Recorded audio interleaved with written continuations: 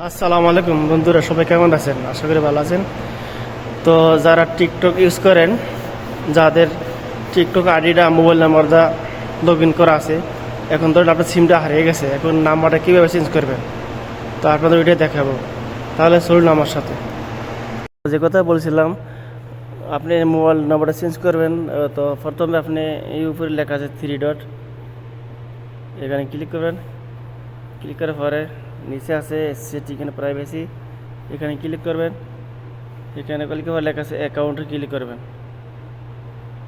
অ্যাকাউন্টে ক্লিক করার পরে লেখা আছে আবার অ্যাকাউন্ট ইনফরমেশন, এখানে ক্লিক করবেন। এখানে ক্লিক করার পরে লেখা আছে যে মোবাইল নাম্বার এনে আপনার ফোন নাম্বার, ওইটা ক্লিক করেন। এখানে পরে লেখা আছে যে চেঞ্জ ফোন, ঠিক আছে, চেঞ্জ ফোনে ক্লিক করবেন।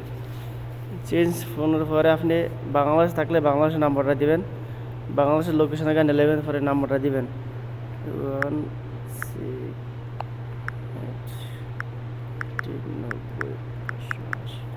168 আমি নাম্বারটা দিলাম।